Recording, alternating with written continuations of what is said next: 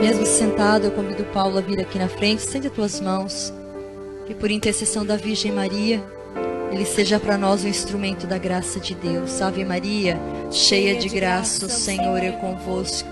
Bendita sois vós entre as mulheres, e bendito é o fruto do vosso ventre, Jesus.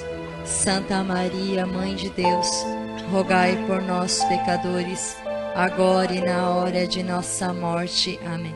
Ó Maria concebida sem pecado, rogai por nós que recorremos a vós. Boa noite.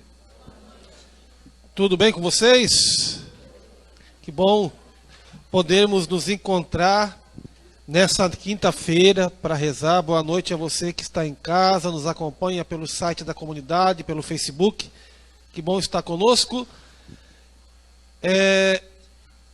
Peço já perdão que eu estou bem gripado. Depois, se alguém quiser uma mudinha do vírus da gripe, eu posso disponibilizar, né? Quem quiser, tá bom? Então, gente, nessa noite a gente vai partilhar a palavra de Deus. E eu gostaria de desde já pedir para você abrir a sua Bíblia no livro do profeta Ageu. Achar o Ageu aí, não é muito comum o Ageu, né? Ageu. Acha o profeta Ageu no capítulo 1. Então,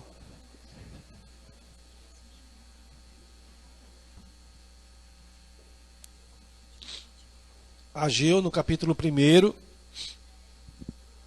lá no versículo 2,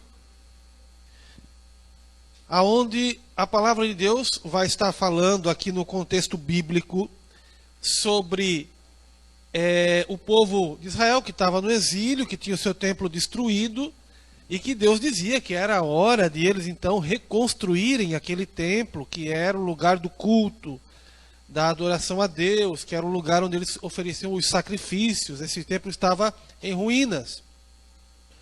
E você vai ver pela leitura que ele está falando deste templo, templo de Jerusalém. Porém, nós vamos trazer esta leitura já numa visão, capítulo 1, Ageu 1. Ageu no capítulo 1. Nós vamos trazer já num contexto já Novo Testamento, onde São Paulo nos ensina que nós somos o templo aonde Deus habita. Então nós vamos fazer a partir desta analogia, dessa comparação de São Paulo. Então, mas toma comigo ali, Ageu, capítulo 1, versículo 2. Seguintes, diz assim: Assim diz o Senhor dos Exércitos, esse povo está pensando, ainda não chegou a hora de reconstruir a casa do Senhor. E a palavra de Deus veio por intermédio de Ageu nestes termos: Para vós já chegou a hora de morar em casas de fino acabamento, mas minha casa ainda está em ruínas. Pois agora assim diz o Senhor dos Exércitos: Prestai atenção ao vosso modo de viver. Plantais muito e colheis pouco. Comeis e não ficais satisfeitos, bebeis e não matais a sede. Vestis as roupas e não esquentais o corpo, e o trabalhador está guardando o seu salário numa sacola furada. Assim diz o Senhor dos Exércitos: Prestai atenção no vosso modo de viver. Subi a montanha para tirar madeira e construir minha casa. Vou gostar dela e vou me sentir honrado, diz o Senhor. Vós esperáveis muito, e pouco era o que vinha, e eu ainda soprava para longe o que estáveis recolhendo. Por quê? Oráculo do Senhor dos Exércitos: É porque minha casa ainda está em ruínas, enquanto vós podeis correr cada qual para a sua casa. Foi por isso que o céu vos ficou fechado sem chover, e a terra incapaz de produzir. Mandei vir uma seca contra o país em prejuízo das montanhas, do trigo, da uva, do azeite, de tudo o que a terra produz, em prejuízo das pessoas, dos animais domésticos e de todo o trabalho. Zorobabel, filho de Salatiel, e o sumo sacerdote Josué filho de Josedeque, com todo aquele resto do povo, deram ouvidos à palavra do Senhor, seu Deus, ao que tinha dito o profeta Ageu, de acordo com o que o Senhor, seu Deus, lhe tinha mandado. O povo ficou com grande temor diante do Senhor. Ageu, mensageiro do Senhor, assim falou ao povo, conforme o Senhor lhe havia ordenado. Eu estou convosco, diz o Senhor. E o Senhor deu forças ao governador da Judéia, Zorobabel, filho de Salatiel, ao sumo sacerdote Josué, filho de Josedeque, e a todo aquele resto de povo. Puseram-se as mãos à obra na reconstrução da casa do Senhor dos Exércitos, e o seu Deus, no dia 24 do 6º mês do 2º ano de Dario. Aí que palavra do Senhor. Então, o contexto é este, né? O povo estava, então, fora, tinha sido tomado por outro reino, que era o reino da Babilônia. O seu templo tinha sido destruído, eles estavam sem lugar para fazer culto a Deus, e aqui, então, o contexto bíblico é justamente Deus pedindo a restauração desse templo físico. Porém, vamos trazer agora para uma realidade nossa, próxima da gente, aonde, partindo do pensamento paulino, de que o nosso corpo é templo do Espírito Santo. Então olha para a pessoa que está do seu lado e fala assim, o teu corpo é templo do Espírito Santo. O teu corpo é templo do Espírito Santo. Nós somos batizados, o Espírito Santo habita em nós, o nosso corpo é templo do Espírito Santo, daí motivo de tantas vezes a gente precisar refletir e pensar aquilo que fazemos com o nosso próprio corpo, mas não é esse o caso nessa noite. Olha só, a palavra no versículo 2 diz assim, esse povo pensa, ainda não chegou a hora de reconstruir a casa do Senhor. Muitas vezes na nossa vida, nós vamos postergando, deixando para mais tarde a nossa conversão. Deixando para mais tarde a nossa entrega a Deus. Eu ainda sou novo, vou curtir um pouquinho a vida. Eu preciso terminar minha faculdade. Eu preciso construir minha casa. Eu preciso casar, né? Primeiro, achar aí um maluco, uma doida para me casar aí, né? Então preciso casar. E preciso isso. A gente vai achando desculpas para que a gente possa deixar aquilo que é tão importante na nossa vida um pouco de lado, que é justamente o nosso comprometimento com Deus. Deus nos chama a esse comprometimento, porque a palavra, a partir dessa analogia que nós vamos fazer, e é bem verdadeira, ela quer nos ensinar de que a nossa vida exterior, aquilo que nós vivemos no nosso dia a dia, as coisas que acontecem conosco, dependem muito da nossa vida interior. Dependem muito do grau de intimidade que eu tenho com Deus. Você vê a sociedade hoje assim, as pessoas dizem, o povo não quer mais saber de Deus, né? Mas muito pelo contrário, nós vemos hoje uma grande corrida das pessoas, da sociedade, em busca de Deus. Então você vê esses templos protestantes cheios de pessoas, você vê a igreja católica, graças a Deus, cheia, você vê povo indo para lá e para cá, muita gente indo atrás de Deus. Porém, há um problema nessa busca, que é aquilo que nós já outras vezes comentamos aqui, que muitas vezes as pessoas não estão atrás buscando a presença de Deus, mas estão buscando o que Deus pode dar. Não é assim?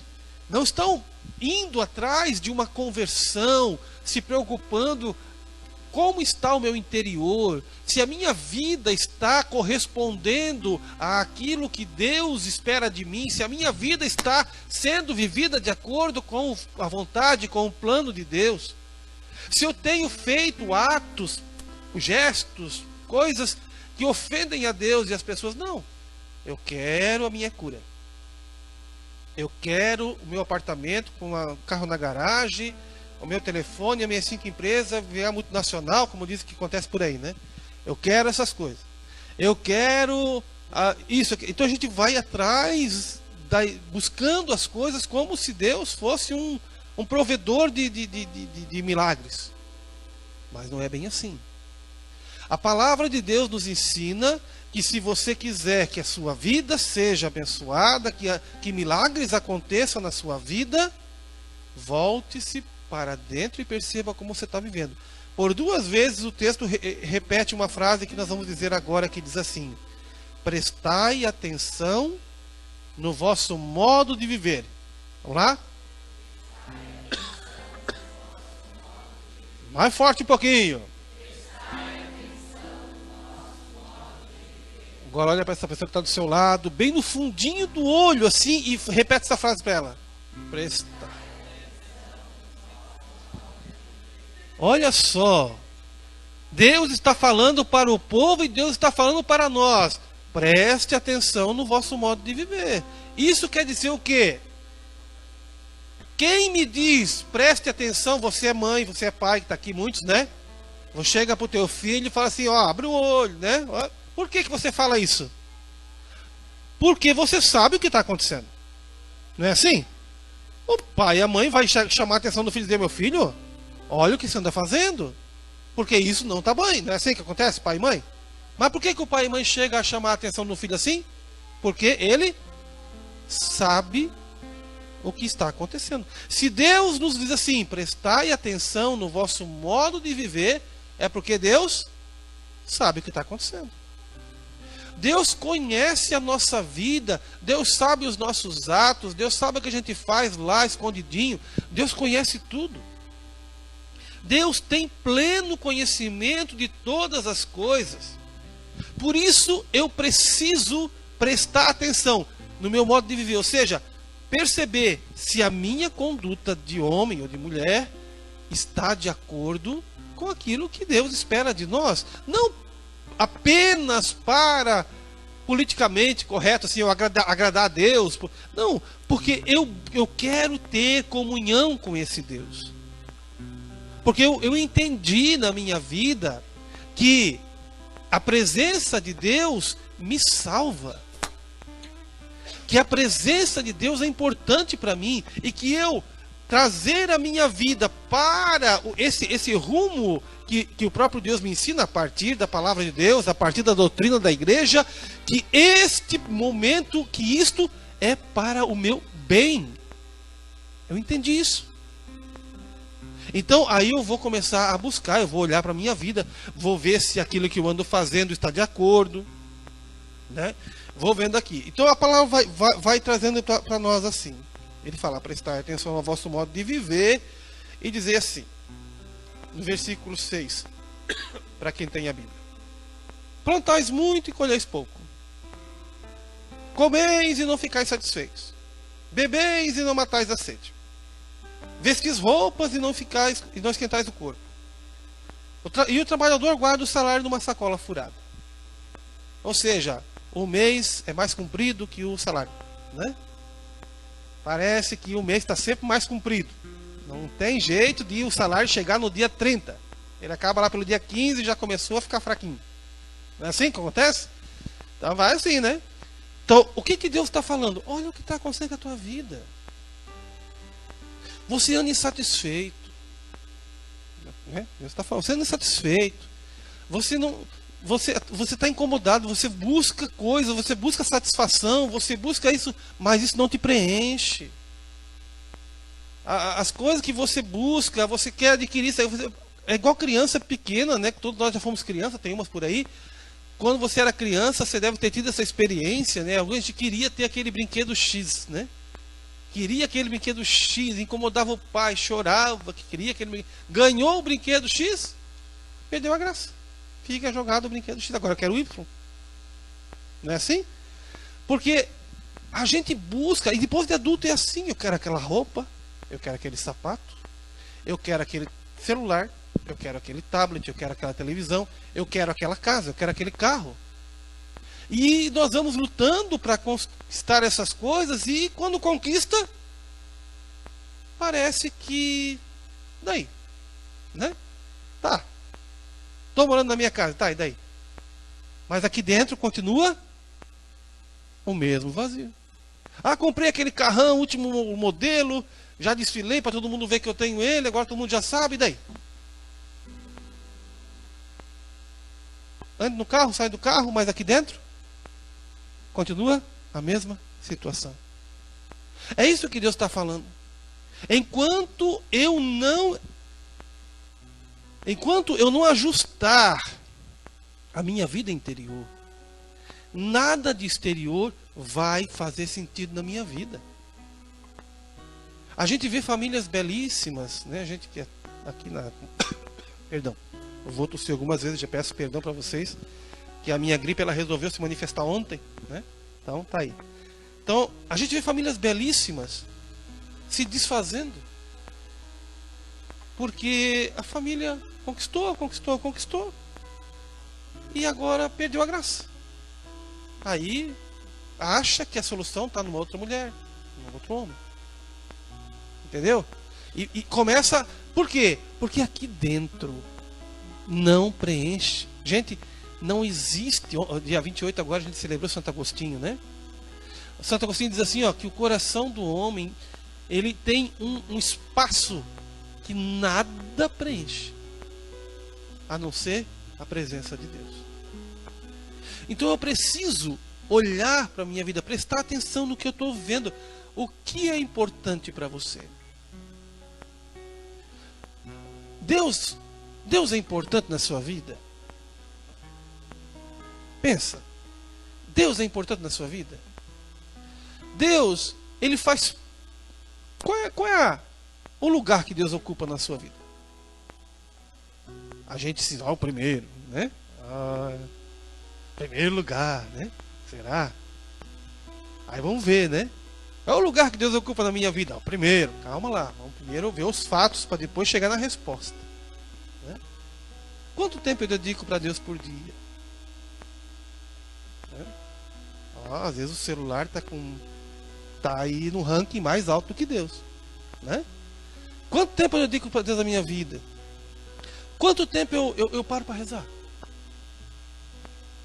Quanto tempo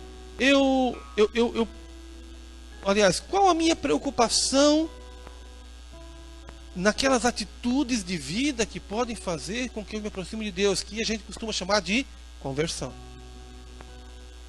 O que eu conheço de Deus que pode ajustar a minha vida? Então, aí eu vou vendo onde que eu estou assim, né? Quando eu era guri, que faz algum tempinho, né, os mais velhinhos aí, mais ou menos da minha idade, a gente estava na escola, tinha uma matéria, uma disciplina, acho que era nessa disciplina, se não me engano, que era Educação Moral e Cívica. Alguém estudou Educação Moral e Cívica? Não sou só eu, tá vendo? Tinha lá Educação Moral e Cívica, né? Se não me engano, já falei isso em outros momentos, que na Educação Moral e Cívica existia a questão da escala de valores. Não sei se você se lembra disso. O senhor colocava assim de 1 a 10, e você colocava no seu caderninho de 1 a 10, e fazer a escala de valores, porque é coisa moral, né? Então, primeiro o que é mais importante na sua vida, e depois o menos importante. É claro que a gente sempre no número 1 colocava Deus, né? Todo mundo colocava Deus, depois família. Era meio já assim de praxe, né? Mas é uma... Isso era para o inglês ver, né? Então, o professor vê. Mas assim, lá no escondidinho da nossa casa, do íntimo do nosso coração, a gente podia se olhar para si mesmo e fazer um exercício de escala de valores sinceramente, buscando a nossa verdade, para ver onde que Deus está, onde que a família está, onde que os filhos estão. A gente fala, o filho é tudo para mim, será? Olha lá, quanto tempo eu dedico, né? Se a gente for bem real, verdadeiro, assim, e encarar os fatos na sua frieza, a gente monta uma escala de valores que é capaz de fazer com que eu me veja como os outros veem, e não como eu acho que eu sou. Certo? Que às vezes a gente faz uma ideia de si mesmo com uma beleza. Eu sou a melhor pessoa do mundo para conviver. Eu sou a melhor pessoa do mundo. Eu sou bonzinho, sou legal. Todo mundo gosta de mim, será? Né? Ah lá, papel, canetinha. Faz uma escala de valores olhando para a sua verdade.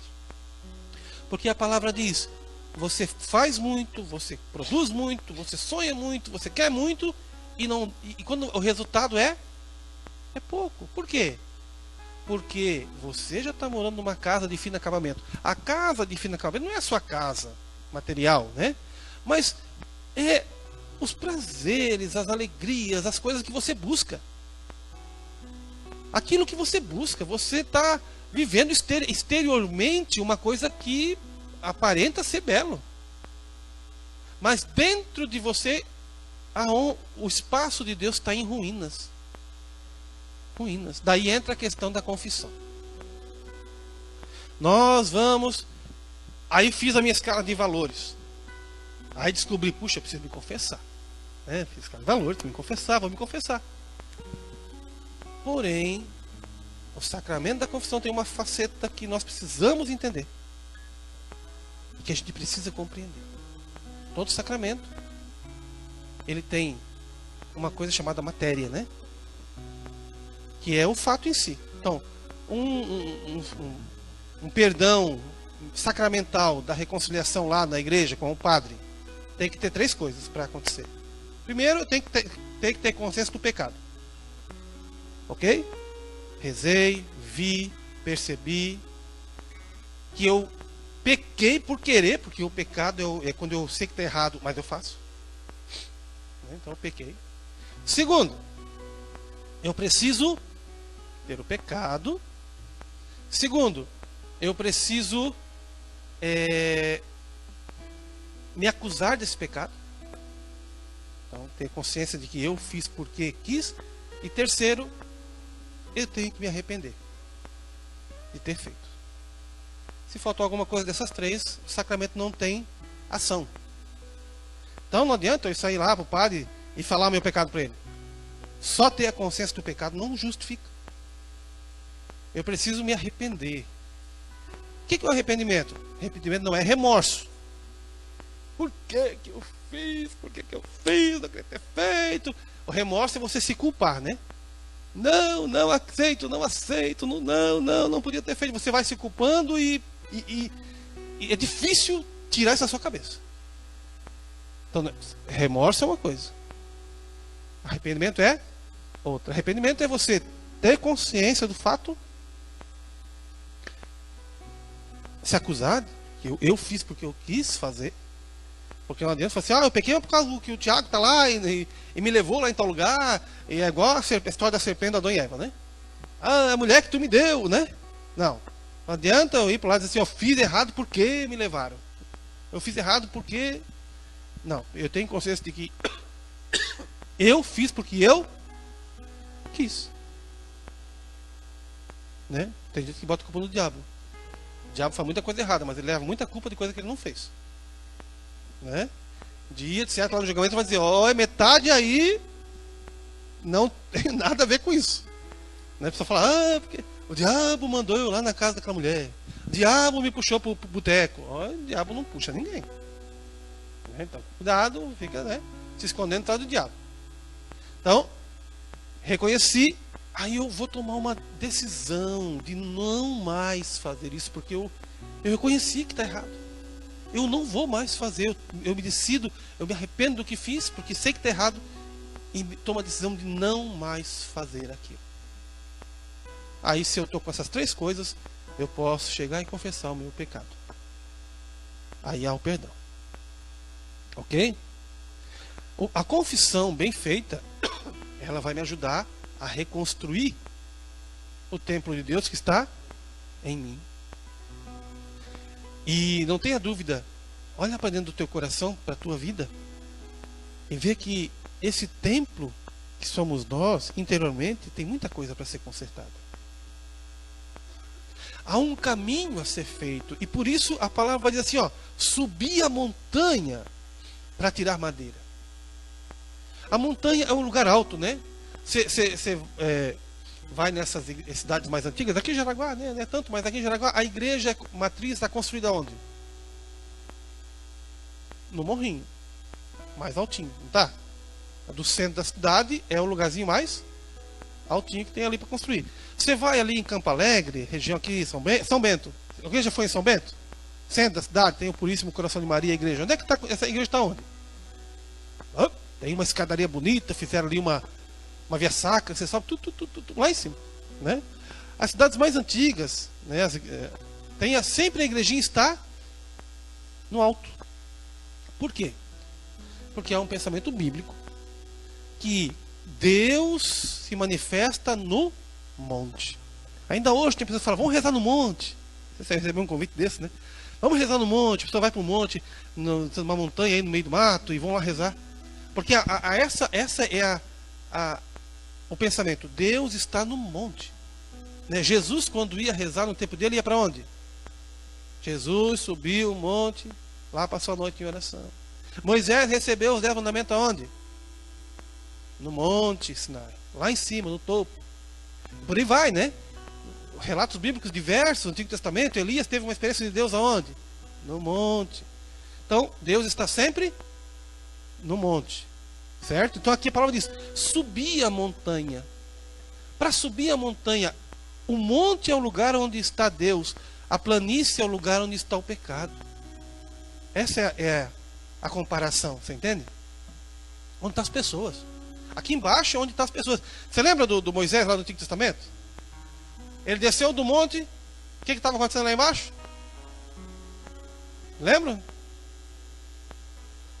Tinham feito um bezerro de ouro, estavam fazendo festa para aquele bezerro, se prostituindo diante daquela imagem, bebendo, fazendo coisa, né?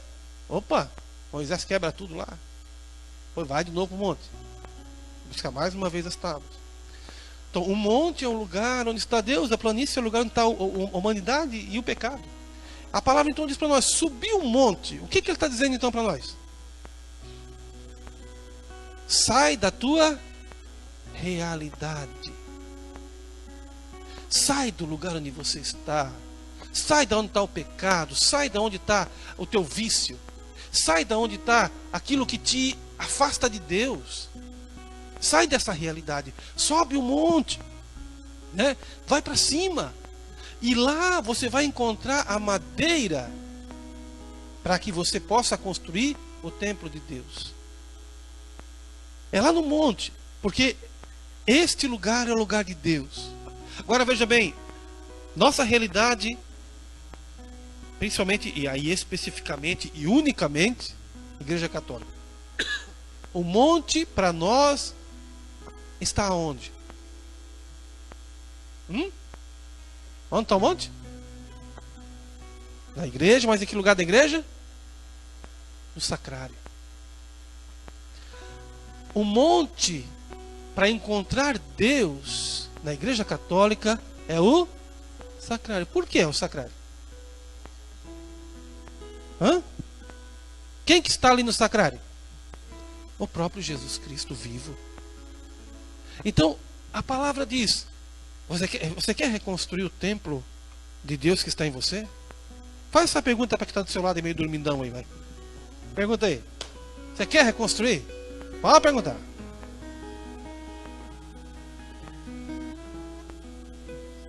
Agora escuta a resposta. Todo mundo pergunta, mas ninguém escuta a resposta. Né? Você quer reconstruir? Então sobe a montanha. Sai da realidade do teu pecado, gente. Se você não sair da tua realidade, se você não sair do lugar do teu pecado, se você não se afastar do seu vício, se você não se afastar daquela pessoa que te conduz ao pecado, se você não se afastar daquela situação e não for buscar Deus, você não vai conseguir reconstruir. É preciso. Deus podia dizer, pega madeira qualquer e reconstrói minha igreja, meu templo. Pega qualquer madeira aí. Mas ele diz o quê? Vai lá na montanha. É lá onde está Deus.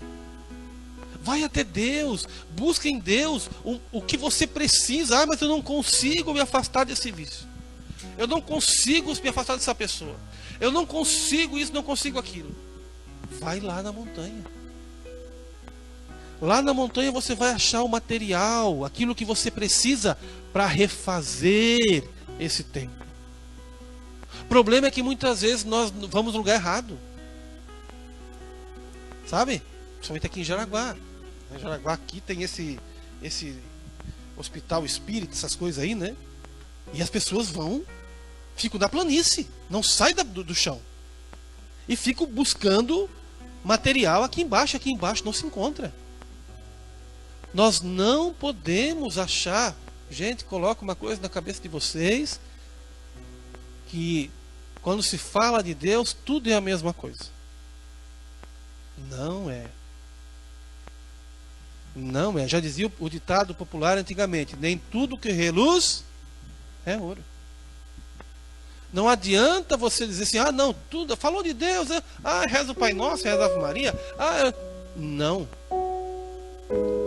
Nem todo mundo que fala de Jesus é de Jesus.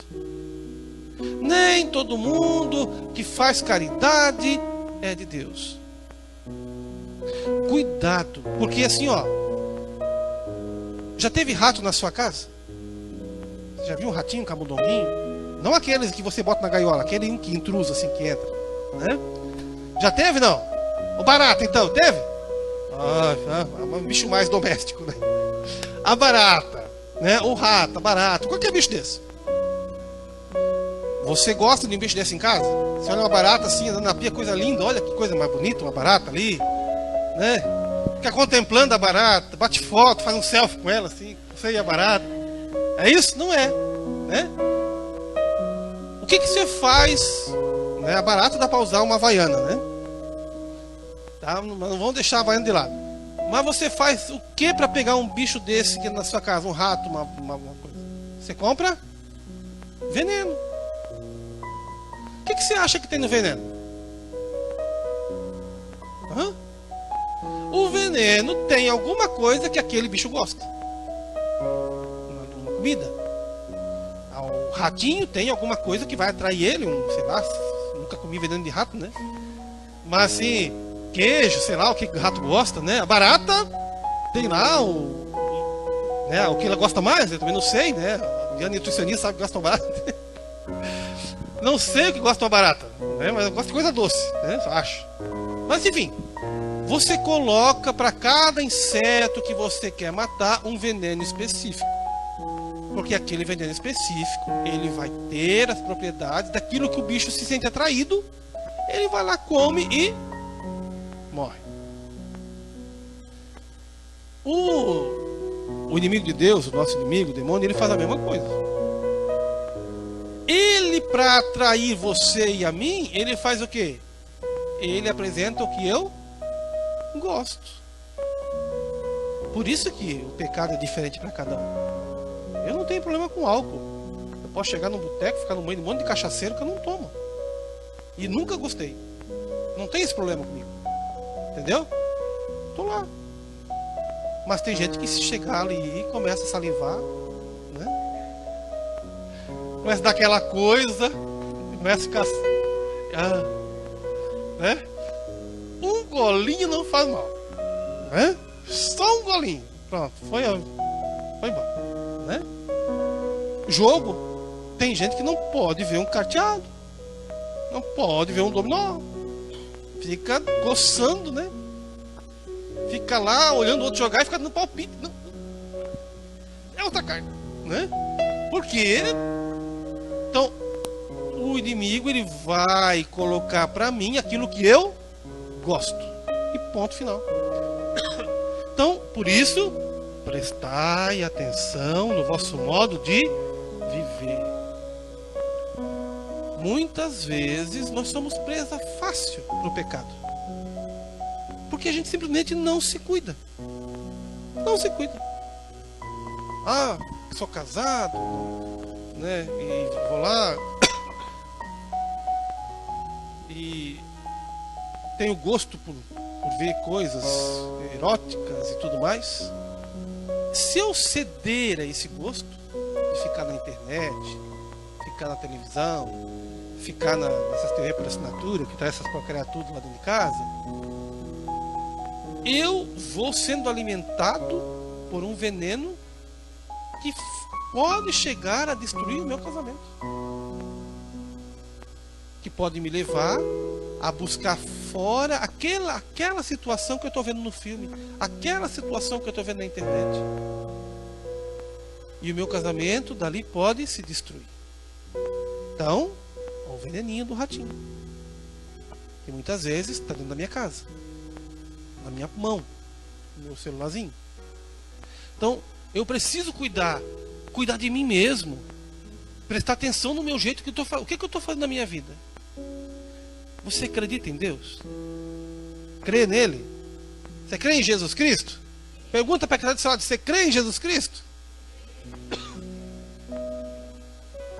Crê? Agora eu vou fazer uma pergunta.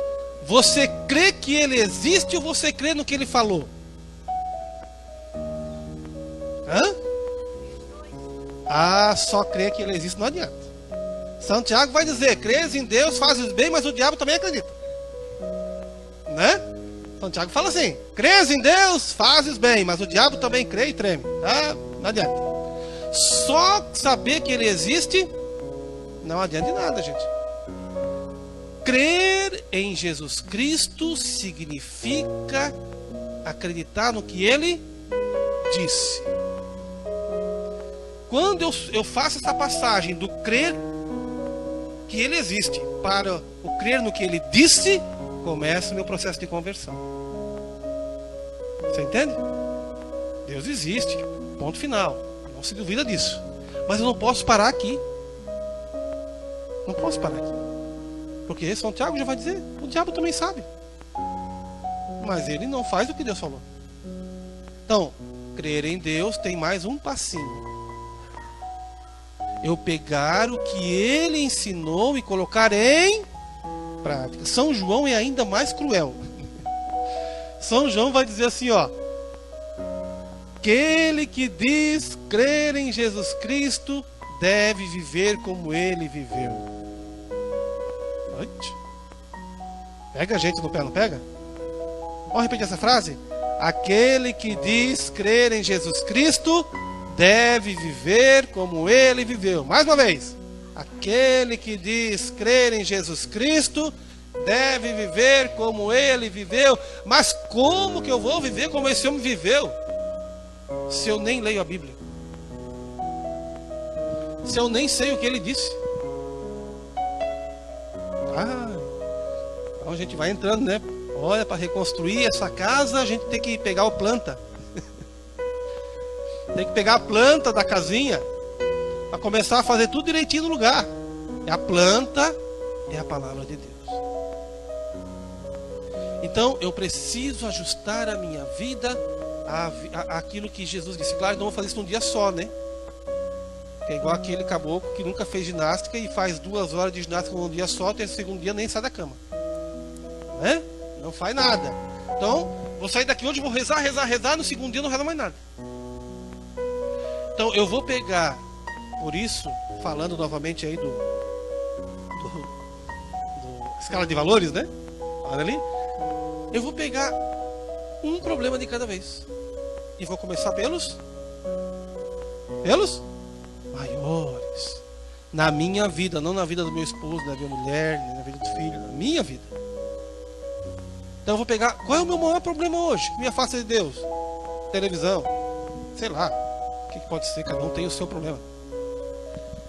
Eu vou pegar este problema e vou cuidar dele. Vou eliminar essa dificuldade. Saiu do primeiro, estou conseguindo, graças a Deus. Vou pro menos, né, um pouquinho menor, e vou conseguindo, dia após dia, semana após semana, mês após mês, e aos poucos eu vou conseguindo.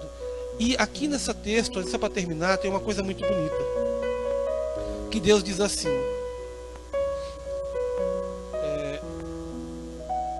quando ele termina, ali ó, no versículo 8, subi a montanha para tirar a madeira da minha casa, né, para construir minha casa, vou gostar dela e vou me sentir honrado. Vou gostar dela. Se você hoje, nessa noite, é dia 1º hoje, né? 1º de setembro, mês da Bíblia, iniciando, né? Hoje, nesta noite, aqui na casa de São José, se você tomar uma decisão e dizer assim: Senhor, a partir de hoje eu vou reconstruir a minha amizade contigo, vou reconstruir a minha santidade, a minha vida. Hoje Deus já vai ficar feliz e Ele vai dizer: olha, virando aqui, eu o Senhor, e o Senhor deu forças ao governador para fazer essa reconstrução. E o Senhor vai te dar também força. E o Senhor também vai te dar ânimo para fazer essa reconstrução. Mas é preciso eu primeiro tomar uma decisão. Você entende? Preciso tomar. Porque, guarda bem isso, não basta saber que Deus existe. É preciso viver o que Ele ensina. Guarda bem isso no teu coração. Não adianta só saber que há um Deus. Tiago, vou falar do Tiago de novo, que é esse aqui, ó, São Tiago, né? Ele diz assim, ó, repetindo: fazes muito bem em dizer que Deus existe, mas o diabo também sabe. Coloca Deus na sua vida. Estamos iniciando o mês da Bíblia. Lanço para vocês aqui um desafio. Grava na sua cabecinha aí. Tem papel e caneta, né? Esse mês de setembro, pega por capricho, leia um evangelho, o de São João. Pega o evangelho de João, lá que são poucos capítulos, não é o maior, né? O João tem quantos capitulinhos? Ó, João tem 21 capítulos, né? Se você ler um capítulo por dia, sobra dia, né?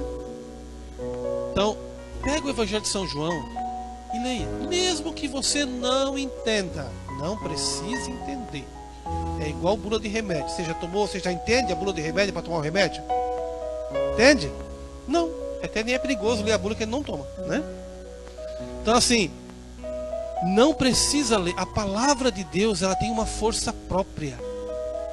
Mesmo que você não compreenda o que leu, o efeito da palavra vem na sua vida, acontece na sua vida. É isso que nós precisamos saber. Claro, eu devo me esforçar para entender. Não estou dizendo também que você não precisa entender. Não, eu devo me esforçar para entender. Mas às vezes a dificuldade em entender não pode ser um impedimento para que eu leia.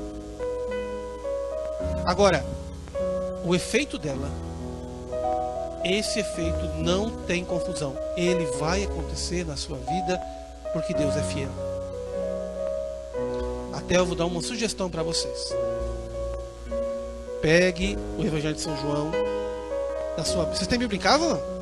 Tem? Tem. Pegue o Evangelho de São João e uma caneta. Opa! E uma caneta. Opa, de novo. Não é? Quando você for ler e tiver alguma frase de Jesus, e Jesus disse, você fazer o quê? Sublinhe essa frase. Não é pecado riscar a Bíblia, tá, gente? Sublinhe ali, ó. Sublinhe aquela frase e repete ela, porque daí isso vai entrando na nossa vida. Sublinha. Se não quer riscar a Bíblia, não faz mal, transcreve, pega um caderninho, transcreve, melhor ainda, grava mais, transcreve. Mas faça a experiência, porque nós precisamos fazer a passagem do saber que Deus existe para o viver o que Ele ensina. Senão, nós nunca vamos chegar a reconstruir essa amizade com Deus que nós precisamos. Eu desejo muito que vocês venham em muitos grupos de oração, mas que tragam a Bíblia também para o grupo, mas que não venham apenas para buscar coisas, graças. Venham para afinar o relacionamento com Deus. Aí vocês vão ver milagre. Aí vocês vão ver graça acontecendo. Aí vocês vão ver a mão de Deus se manifestando. Porque eu começo a aprender como Deus age. Opa! Isso aqui foi Deus que fez na minha vida, graças a Deus. E vou começar a perceber. Amém? Vamos ficar de pé um minutinho? vamos. Coloca assim a mão. Coloca a mão no teu coração.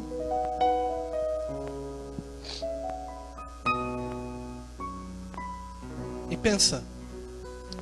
Como é que está o templo de Deus aí dentro do teu coração? Como é que está esse templo? Está bagunçado? Está quebrado?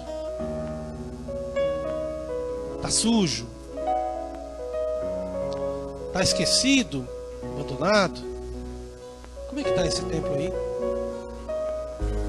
Na minha escala de valores, quanto tempo eu tenho dedicado para este templo interior, que é onde Deus habita em mim? Eu preciso pensar nisso. Preciso ser o oposto do que o mundo é. Escuta essa canção, fecha os olhos. Bater de frente com os meus desejos, resistir o pecado até o fim, e uma hora ele fugirá de mim. Preciso preservar os bons costumes, evitar as más conversações, me policiar quando os meus impulsos ultrapassam os limites da emoção. Preciso guardar meu corpo, lembrar que ele é o templo santo do Pai. Preciso ter atitude, guardar o meu assento e andar com Deus. Na palavra vou fortalecer a fé, colidir com o mundo e ficar de pé. Mais que conhecer, preciso viver a verdade revelada. Na palavra vou crucificar meu eu, lembrar que numa cruz alguém por mim morreu. Hoje é minha vez, agora sou eu, de morrer pro mundo e viver pra Deus. Na palavra vou fortalecer a fé, colidir com o mundo e ficar de pé. Mais que conhecer, preciso viver a verdade revelada. Na palavra vou crucificar meu eu, lembrar que numa cruz alguém por mim morreu. Hoje é minha vez, agora sou eu, de morrer pro mundo e viver pra Deus. Essa canção nos diz colidir com o mundo e ficar em pé. Ou seja, o mundo não é o nosso lugar. Quando São João traz para nós essa palavra mundo no seu evangelho, o mundo não é o mundo físico, mas tudo aquilo que se opõe a Deus. Por isso nós precisamos colidir com o mundo, colidir com aquilo que se opõe a Deus na nossa vida. Precisamos nos confrontar com essas coisas e permanecer de pé, porque Deus nos dá força. Pede a Jesus essa graça. Senhor nosso Deus, olha Senhor para Jesus, nós nesta noite. Estamos aqui, Senhor, dá-nos, Senhor, a graça de reunidos sermos como cada dia mais irmãos. fortes na fé, Senhor. E queremos nessa noite reconstruir o nosso Dá-nos, Senhor, templo a graça da interior. conversão diária, Senhor. Queremos nessa noite reconstruir a nossa Reconstrói, amizade Senhor, a nossa contigo. história, reconstrói, Queremos Senhor. nessa noite reconstruir, Senhor Jesus Cristo, Que eu tenho desejo, Senhor, a de nossa confissão, intimidade desejo da busca pelo contigo. sacramento, Queremos voltar para ti, para Senhor. adoração, Senhor. Te pedimos nessa Peço, noite. Senhor, que tu venhas poderosamente. Dá-nos a sobre força mim. para subir a montanha. Ajuda-me, Senhor. Dá-nos força de sair da nossa realidade de pecado. Ajuda-nos, Senhor. Dá-nos força, Senhor, para sair da realidade que nos prende nesse mundo e subir a Ajuda, montanha. Ir até Ajuda. a ti, Senhor, ao teu Fechar as encontro e lá, portas para o pecado, fechar diante as de portas ti, para tudo diante aquilo da tua que me presença, afasta lá da no tua sacrário, lá na presença, Eucaristia. Buscar, Senhor Jesus Cristo, Que eu aquilo tenha que é preciso desejo profundo para de que a te nossa encontrar e vida afastar seja da minha vida tudo reconstruída aquilo que não te agrada. segundo a tua vontade. segundo o teu Que eu querer. não queira mais pecar, Senhor. Que Vem, eu Senhor, queira nesta a noite. Ti, Pai. Derrama sobre nós Eu aqui busco a reunidos, santidade a cada derrama sobre dia. esses irmãos em casa a força do Lá teu em Espírito casa, Santo. no trabalho, em todos os lugares. Derrama sobre nós a unção do Busque a teu Espírito santidade, Senhor, Santo. esteja contigo. Que nós, Senhor Jesus, Ajuda-nos, possamos Senhor, ter a viver uma fé esta viva, graça, uma fé Senhor nova, Jesus Cristo, restaurada, Senhor. de ter a força, o entendimento Senhor, que é pelo meu preciso subir, Olha, Pai, que é preciso abandonar a realidade que nos prende no pecado para chegar onde Tu estás, para reconstruir a nossa amizade. Vamos pedir o auxílio de Maria Santíssima nesse processo. Ela é aquela que reconstruiu o que os nossos primeiros pais fizeram de errado. Ela foi plenamente obediente a Deus em tudo que fez. Então que Maria possa olhar por nós. Pensa em Nossa Senhora agora, como aquela mãe solícita, aquela mãe amorosa que se preocupa com você. E como aquela criança que, quando está com medo, corre para o colo da mãe para pedir proteção e auxílio. Pede para Maria. Fala com a Nossa Senhora, diz: mãezinha querida, nessa noite eu peço a tua ajuda, minha mãe. intercede Mãe, me ajuda. junto ao Pai, Eu preciso sair da realidade onde eu estou. para que nós sejamos fortes. Eu me afastei tanto de Deus, Que eu deixei sozinho a tanto gente que o não pecado consegue, entrasse na minha vida, mãe. Hoje eu não sei nem por onde Mãe, tu começar. que és a intercessora, Eu não sei nem por Cobre onde nosso iniciar, pecado minha mãe. Eu não sei nem por onde Ajuda. começar a mudança da minha vida, mas eu te Começar peço, mãe, me ensina, vem comigo. começar a cada manhã. Pega a minha mão, mãezinha querida, e me conduz pelos Ó caminhos que eu Jesus, preciso andar Mostra o caminho para da reconstruir vida. essa Jesus, amizade com Deus. ensina, Mãe. Para reconstruir essa amizade com Deus. Ó Mãe querida, olha por nós nessa Sim, noite. Maria, Nós te pedimos. Ave nós Maria, pedimos. cheia de graça, o Senhor é convosco. Bendita sois vós entre as mulheres, e bendito é o fruto do vosso ventre, Jesus. Santa Maria, Mãe de Deus, rogai por nós, pecadores, agora e na hora de nossa morte. Amém. Amém.